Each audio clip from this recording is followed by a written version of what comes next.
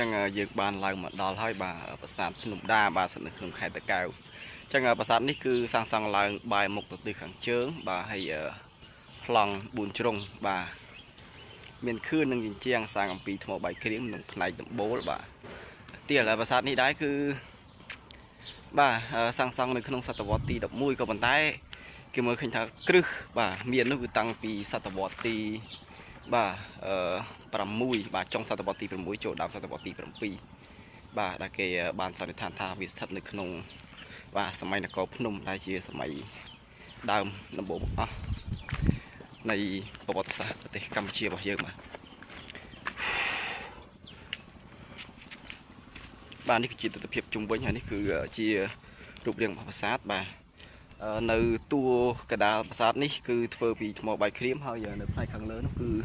បាទផ្នែកខាងលើមែននោះគឺធ្វើពីដីឥដ្ឋបាទហើយយ៉ាងចាំងតិច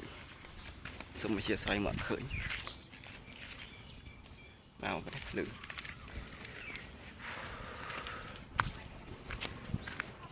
ឡើងពីភ្នំបាទអស់ខ្យល់បន្តិច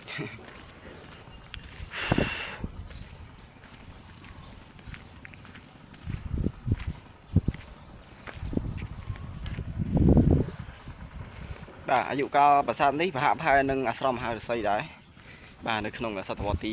6ចុងសតវត្សទី1ដល់សតវត្សទី7នៅក្នុងសម័យនគរភ្នំបាទប៉ុន្តែគ្រឹះឯណាបាទសូមបញ្ជាក់គ្រឹះទេដែលស្ថិតនៅក្នុងចុងសតវត្សទី6ដើមសតវត្សទី7ហ្នឹងតាំងពីសម័យនគរភ្នំបាទអញ្ចឹងទីតាំងនេះបាទគឺនៅលើភ្នំបាទនេះគឺខ្ញុំឈរនៅលើភ្នំមើលទៅក្រោមបាទ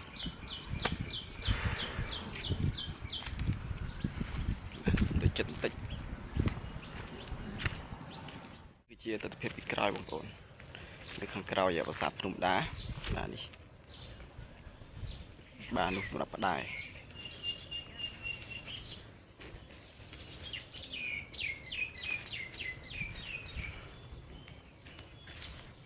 បាទធំបាទប្រាសាទនេះធំជាមួយទៅឃើញនៅធំបើធៀបជាមួយនឹងប្រាសាទនៅខេត្តត្បូងឃ្មុំបាទអន្តរបុរៈគឺនៅតូចជាងប្រាសាទនេះឆ្ងាយអស្ចារ្យមែនតើបាទស្នាដៃរបស់ព្រះបរោះខ្មែរយើងតាំងពីប្រមាណ1000ឆ្នាំមុនបាទប្រាសាទនេះគឺសាងសង់ឡើងឧទ្ទិសដល់បាទព្រហ្មញ្ញសាសនាដូចគ្នាដោយមានដង្កល់សិវលឹង្គបាទហើយមើលទៅលើរចនាបថគឺខុសដាច់អំពីអាស្រមមហាឫសីដែលជារចនាបថបែបឥណ្ឌាប៉ុន្តែបែបខ្មែរយើងគឺមានលក្ខណៈមួយចំនួនដែលយើងមើលទៅឃើញខុសគ្នាដាច់បាទស្ថិតនៅក្នុងរចនាបថបែបខ្មែរតែម្ដងយើងមើលឃើញទៅគឺរចនាបថនោះឈ្មោះរចនាបថនោះគឺរចនាបថភ្នំដាបាទអញ្ចឹងចូលទៅក្នុងតិចមើលជាមួយនឹងខ្ញុំបាទនេះសសរពេជ្របងប្អូនសសរពេជ្របាទ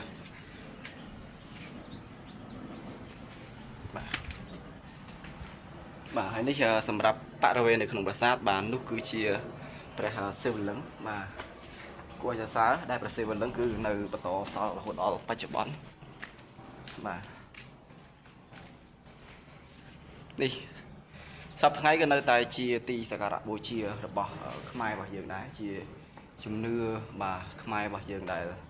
គាត់បានមកបន់ស្រន់បាទសូមសេចក្តីសុខបាទហើយនេះគឺទស្សនវិជ្ជាទាំងមូលនៅក្នុងប្រាសាទបាទនោះគឺកំពូលប្រាសាទបងប្អូនបាទកំពូលប្រាសាទនេះគឺសេវលឹង្គបាទដែលចានប្រាសាទដែរសម្រាប់ប្រាសាទដែលយើងមើលឃើញអំពីលក្ខណៈតូចៗបែបនេះក៏ប៉ុន្តែយើងឃើញប្រាសាទនេះមួយគឺនៅសល់ព្រះសិវលឹង្គហើយខ្ញុំមិនដឹងថាគេយកមកដាក់តាំងពីពេលណាឬក៏សល់តាំងពីសតវត្សទី11មកខ្ញុំមិនដឹងទេព្រោះថាជាក់ស្ដែងគឺមកអត់បានស្រាវជ្រាវទុកជាមុនអញ្ចឹងធ្វើនៅពេលយើងមកដល់ទៅក៏បានអានឯកសារដែលក្រសួងចិត្តសិល្បៈក៏ដាក់តាមប្រាសាទមួយទៅយើងអាចយល់នឹងបានខ្លះអំពីប្រាសាទក៏ប៉ុន្តែយើងនឹងភាគច្រើនថាប្រាសាទនេះគឺជាប្រាសាទមួយដែលស្ថិតនៅក្នុងសម័យនគរភ្នំដែលគ្រឹះប្រាសាទណាបាទទូប្រាសាទនេះគឺសាងសង់ឡើងគឺនៅសតវត្សទី11បាទហើយសតវត្សទី10ទី11ហ្នឹងប្រហែលជាអាចនៅក្នុងរាជរបស់ព្រះបាទសូរ្យវរ្ម័នទី1ទី2ហ្នឹងបាទហើយនោះបងប្អូន បាទនេះគឺថ្មបាយក្រៀមហើយដបូលនោះគឺបាទឥដ្ឋបាទដីឥដ្ឋបាទ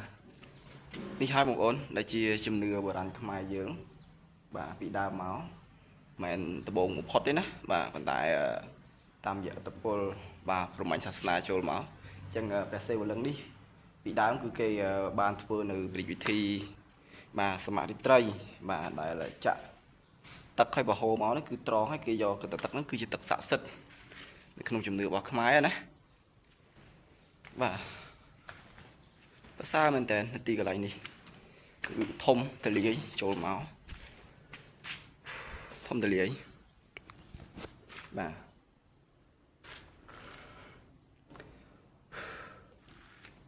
បាទអរគុណបងប្អូនទាំងអស់គ្នាដែលបានតាមដានទស្សនាវីដេអូរបស់ខ្ញុំអញ្ចឹងប្រហែលជាមិនមានអ្វីលើសពីនេះទៅទៀតទេបាទហើយ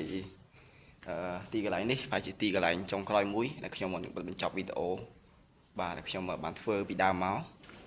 បាទបាទហើយនេះគឺជាផ្ដែបងប្អូនផ្ដែនេះគឺសម្រាប់ផ្ដែហើយជាផ្ដែបាទអូខេបាទសូមអរគុណសូមគោរពលាបងប្អូនទាំងអស់គ្នាបាទដែលតាមដានទស្សនាវីដេអូបាទអញ្ចឹងសូមបិទបញ្ចប់ត្រឹមនេះបាទអរគុណជម្រាបលាជួបគ្នាវីដេអូក្រោយ